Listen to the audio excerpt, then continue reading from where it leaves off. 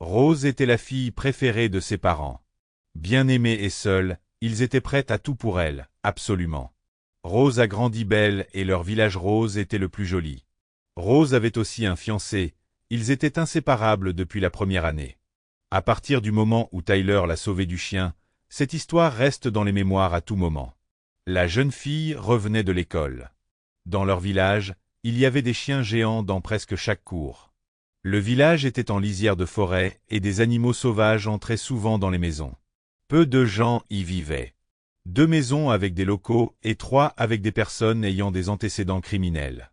On comprend déjà pourquoi ils étaient si nombreux ici.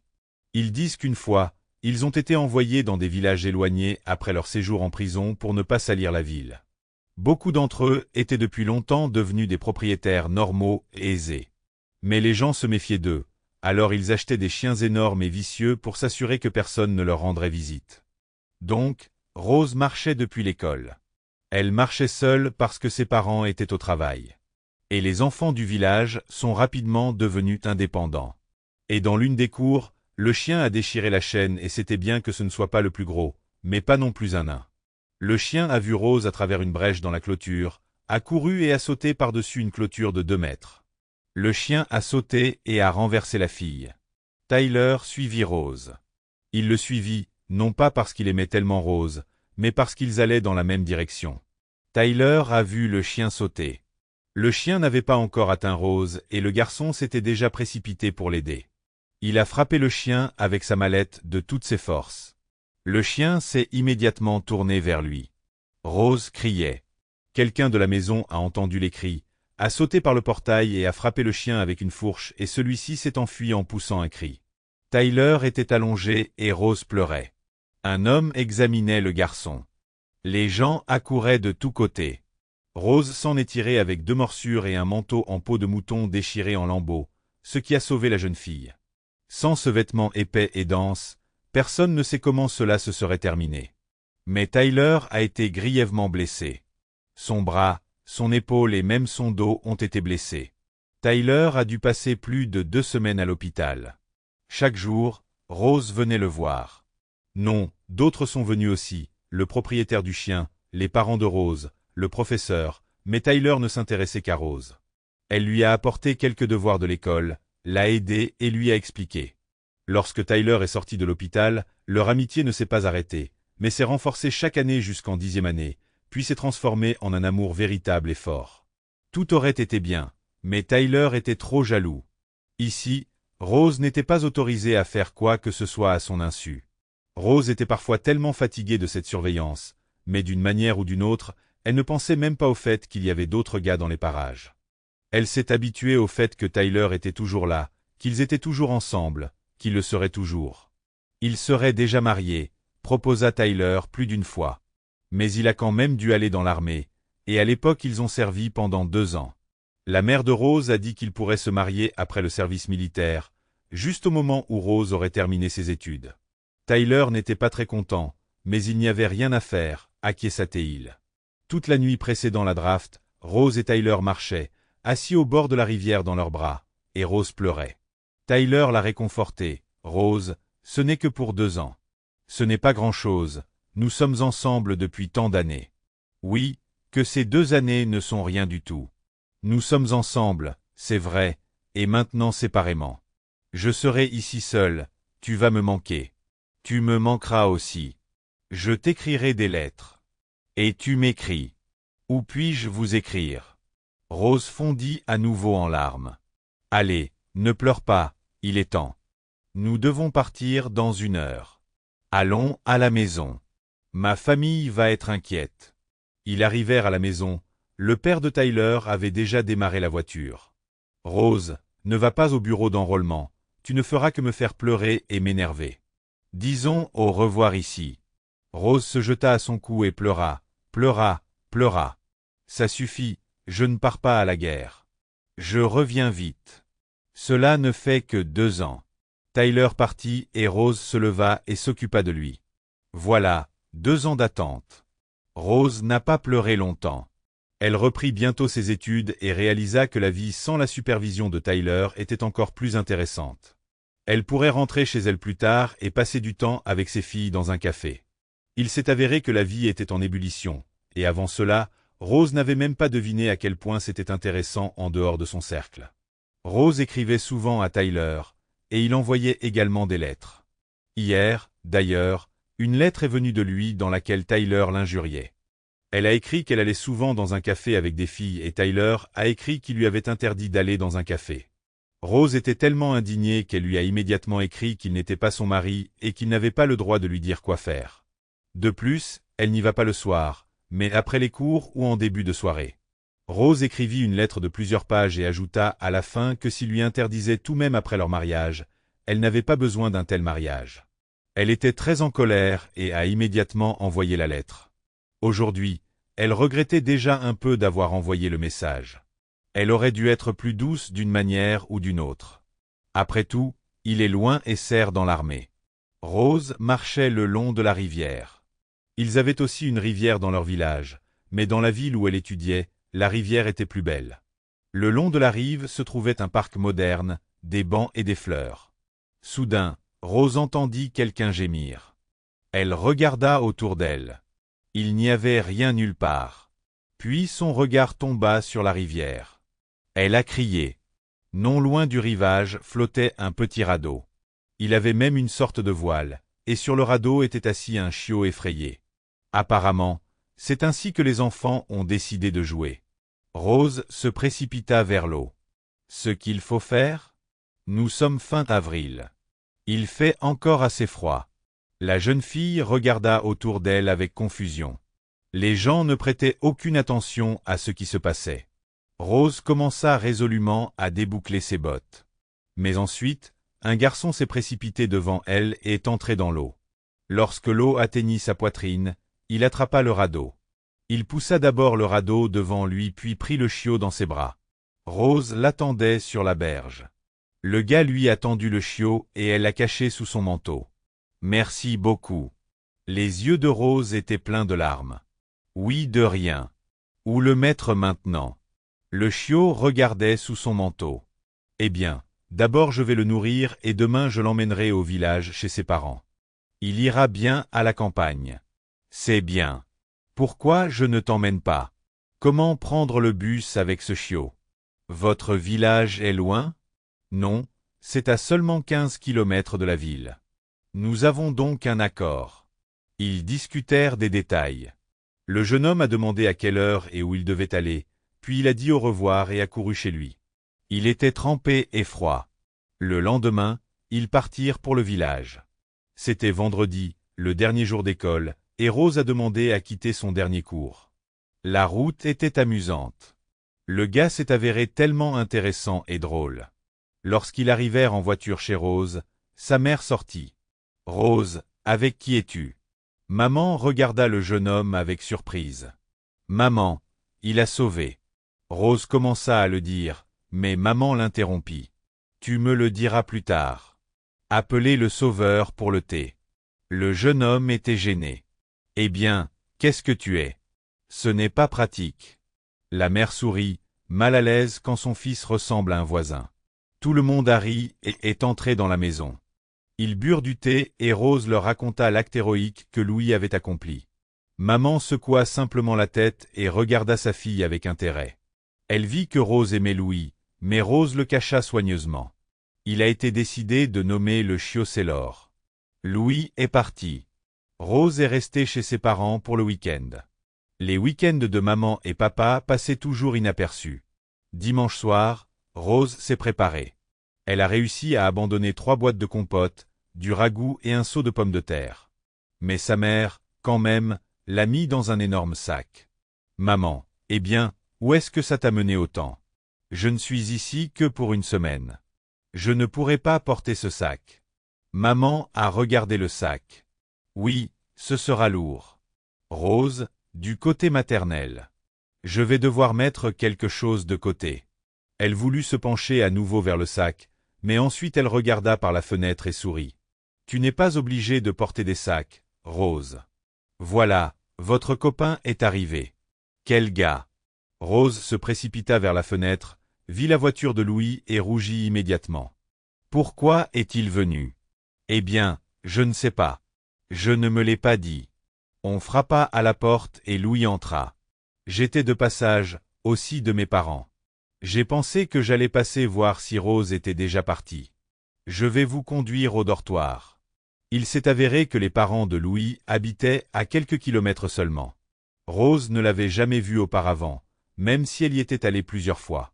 Louis prit le sac que sa mère lui montra et sortit. Un gars sympa, maman a regardé Rose. Vous l'aimez bien, n'est-ce pas? Oui, qu'importe. Tu sais que Tyler et moi nous marierons dès son retour. Rose est sortie et sa mère pensait qu'elle n'était pas du tout sûre de ce mariage avec Tyler. Il lui restait encore 1 an à servir, et Louis était là. Du côté de la mère, Tyler était un gars bien, mais pour une raison quelconque, la mère de Rose n'avait aucun sentiment pour lui. C'était un type étrange, qui la surveillait toujours. Louis déposa la fille et rentra chez lui. Il aimait beaucoup Rose, mais elle disait qu'elle attendait un petit ami de l'armée. Louis n'allait pas jusqu'au bout, il restait encore 1 an, alors il espérait que Rose changerait d'avis. Louis était un peu plus âgé, mais beaucoup plus sage. Après 2 mois ils ont commencé à sortir ensemble. Rose se sentait très coupable. Elle avait l'impression d'avoir trahi Tyler. Mais c'était une fille honnête et elle a immédiatement écrit à Tyler. Il n'y avait plus de lettre de sa part. Rose avait très peur d'une lettre de réponse, mais elle n'a jamais attendu. Rose était très attirée par Louis et éprouvait des sentiments qu'elle n'avait jamais ressentis auparavant. Elle a partagé ses inquiétudes avec Louis et il l'a calmée. Il lui a dit qu'elle n'aimait pas Tyler. Elle lui était simplement reconnaissante et avait l'habitude d'avoir Tyler à ses côtés.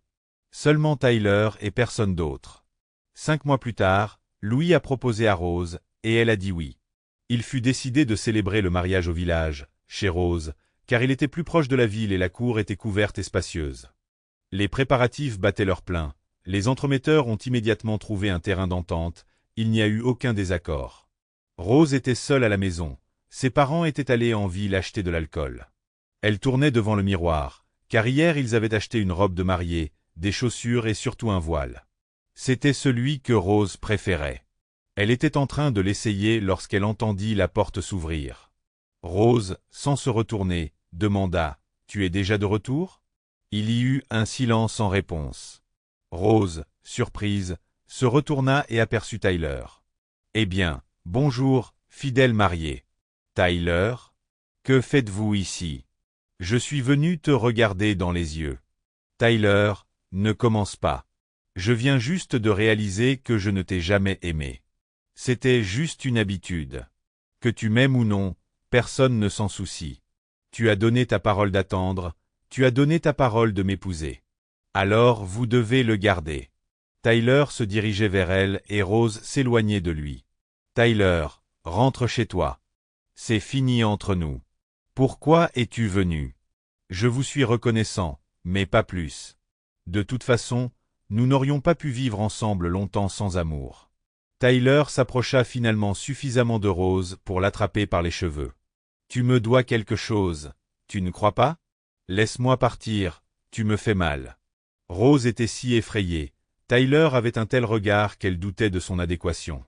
Puis elle a senti une odeur d'alcool. Rose essaya de se libérer, mais Tyler la tenait fermement.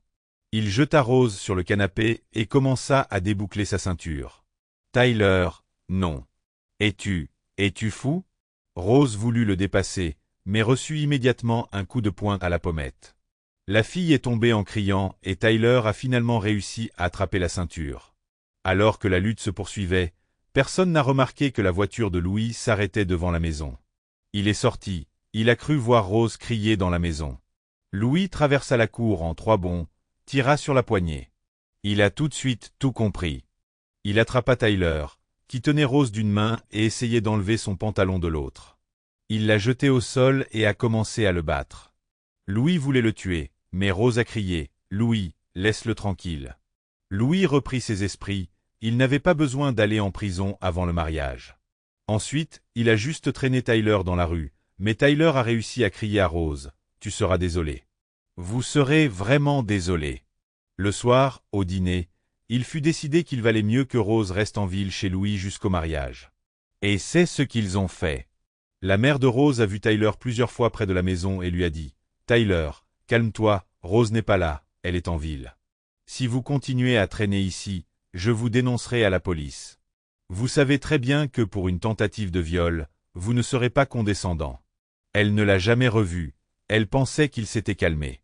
Oui, ce que Rose avait fait n'était pas très gentil. Mais c'était mieux que de vivre avec un homme mal aimé pour le reste de sa vie. Tyler a arrêté de chercher Rose, il ne voulait pas aller en prison. Mais la soif de vengeance l'habitait, grandissait et se renforçait. Tyler n'était pas stupide, il comprenait qu'il avait une raison pour aller en prison. Et il ne voulait pas aller en prison, il devait trouver un autre moyen de se venger. Tyler a examiné de nombreuses options, mais rien de valable ne lui est venu à l'esprit. Il se souvenait d'une conversation entre deux femmes dans le bus, l'une disait à l'autre que son mari l'avait quittée. Eh bien, cette femme offensée est allée chez sa grand-mère, celle qui pratiquait la sorcellerie.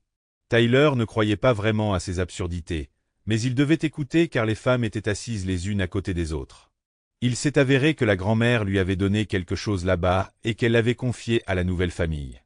D'abord, la jeune femme avec qui il était parti est tombée malade, puis leur maison a brûlé, et maintenant son mari est un ivrogne. Tyler essaya de se rappeler dans quel village vivait cette grand-mère. Pas tout de suite, mais il y parvint. Il n'a pas retardé les choses, mais s'est préparé et a conduit.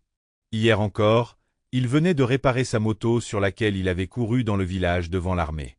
Au village, il a posé des questions sur sa grand-mère et on lui a montré la forêt. Ils ont dit que la maison était dans les bois et qu'il y avait un chemin qui y menait. Tyler a laissé sa moto à la lisière de la forêt et a suivi le chemin. À 700 mètres de là, se trouvait une vieille maison noire, comme celle du conte de fées. Tyler frappa timidement, entendit oui et entra. Tyler ne vit pas immédiatement la vieille femme assise dans un coin. Elle était petite et plutôt maigre. Elle le regarda attentivement. « Oh, tu as beaucoup de haine en toi, mon garçon. Votre haine est très forte. » Tyler entra dans la pièce. « Grand-mère, je veux qu'elle souffre toute sa vie, qu'elle ne soit jamais heureuse et qu'elle n'ait jamais de famille. Ne changeras-tu pas d'avis? Vous ne pouvez pas défaire ce que vous avez fait. » « Non, je ne changerai pas d'avis. » Sa grand-mère lui a dit ce qu'il fallait faire. Les cheveux sur la tête de Tyler commencèrent immédiatement à se dresser, mais il décida de faire exactement ce que la sorcière lui avait dit. « Faites savoir à Rose ce qu'elle a fait et répondez-en pleinement. » Sa grand-mère l'a prévenu que ce n'est que si Rose elle-même découvrait ce que Tyler avait fait et brûlait que la malédiction lui serait levée. Le même jour, Tyler partit pour la ville et revint le soir avec une grande boîte. Le lendemain, Rose devait se marier et Tyler voulait mettre en pratique ce que sa grand-mère lui avait appris. Lorsque le jeune couple s'est rendu au bureau d'enregistrement, Tyler s'est dirigé vers les bois. Il avait toujours la même grosse boîte et la même pelle dans les mains. Justin marchait dans la forêt. Il avait récemment été muté ici en tant que forestier. Il ne connaissait encore presque personne. Il y avait beaucoup de monde dans le village. Il essayait de saluer tout le monde, mais il se souvenait à peine des noms, même si les gens apprenaient à le connaître.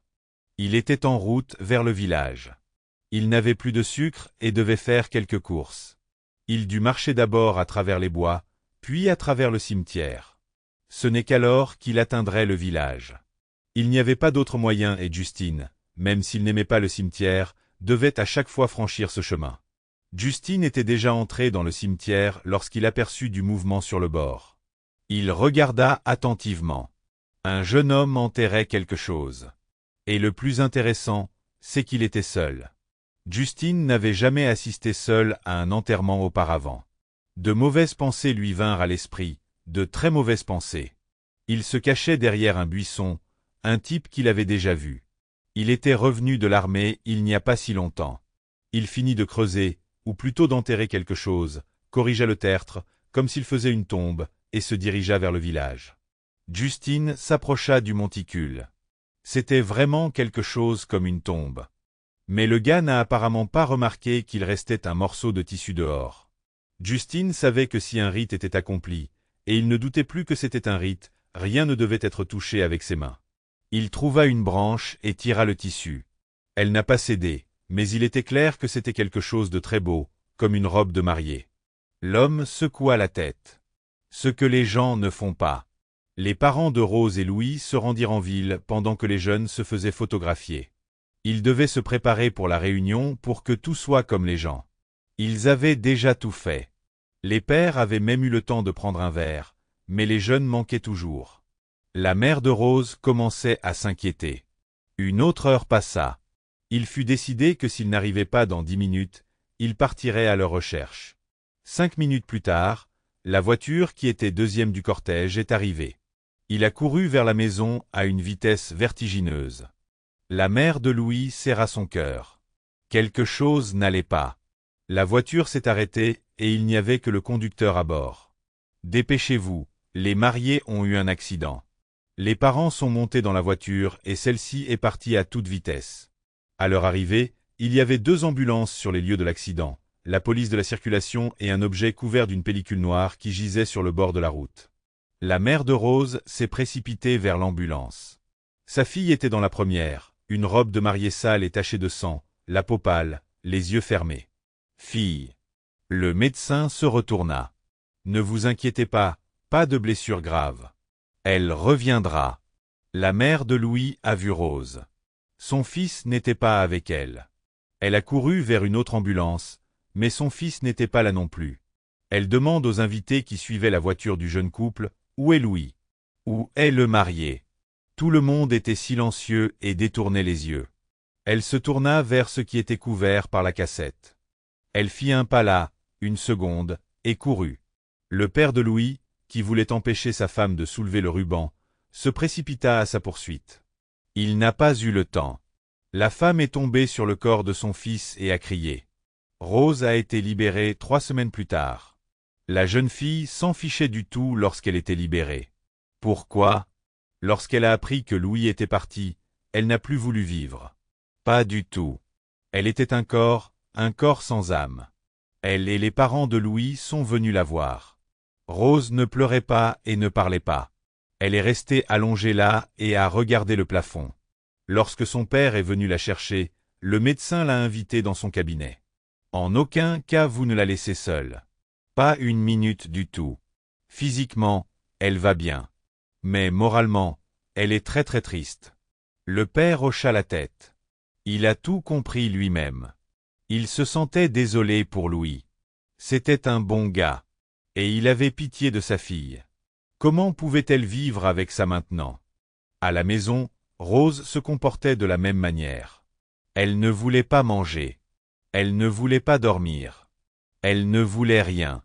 1 mois s'est écoulé. Rose commença à remarquer que c'était l'été. Elle a décidé d'aller se promener, appeler Sailor. Un grand et beau chien en est né. Sa mère s'est immédiatement inquiétée. « Rose, où vas-tu? »« Je vais avec vous. » Rose se retourna. « Maman, ça suffit déjà. Vous ne dormez pas. Ne quittez pas la maison. Je ne ferai rien. Je ne me suiciderai pas. Calme-toi. » Sa mère est partie et Rose est allée à la rivière. Elle fit une longue promenade en réfléchissant. Et quand elle rentra à la maison, sa mère poussa un soupir de soulagement. 4 ans s'étaient écoulés. Rose vivait en ville, mais venait toujours rendre visite à ses parents. À chaque visite, elle se rendait sur la tombe de Louis. Sa mère lui a dit un jour, « Rose, ça fait 4 ans. Peut-être que tu devrais penser à toi. Par exemple, j'aurais commencé à sortir avec quelqu'un. » Rose la regarda tellement que sa mère agita la main et se tut. Rose est allée au cimetière. Il y avait eu un vent fort toute la semaine. Il faudra probablement nettoyer, évidemment, beaucoup de branches. Elle est venue et a vu qu'au-dessus de la clôture, Louis, se trouvait une énorme branche. Rose l'examina. Elle ne pourrait probablement pas le faire elle-même, mais elle devait essayer. Elle fit sa 3e tentative, mais la branche ne bougeait pas. Rose essuya la sueur de son front. Qu'est-ce que c'est? Maintenant, elle allait réessayer. En cas d'échec, elle demandera de l'aide à son père. La jeune fille reprit son souffle, attrapa la branche et tira. Étonnamment, la branche a cédé facilement. Rose fut tellement surprise qu'elle lâcha ses mains et la branche continua de bouger. Rose avait l'air effrayé le long de la branche. Il était traîné par un homme inconnu. Il portait un uniforme tacheté. On aurait dit que c'était leur forestier. Merci beaucoup. Ouais, de rien. Mon nom est Justine. Je suis votre garde forestier local. Ouais, j'ai compris. Je m'appelle Rose. Rose a nettoyé la tombe, mais Justine n'est pas partie. Il a dit qu'il attendrait et qu'il sortirait ensuite la fille. Cela ne dérangeait pas Rose. L'homme était très agréable, mais pas intrusif. Elle finit et ils partirent ensemble au village. Justine est allée au magasin et Rose est rentrée chez elle. Ils étaient en route parce que le magasin était en face de la maison de Rose. Ils marchaient, parlaient paisiblement, puis Tyler apparut devant eux. Il était plus souvent ivre que sobre.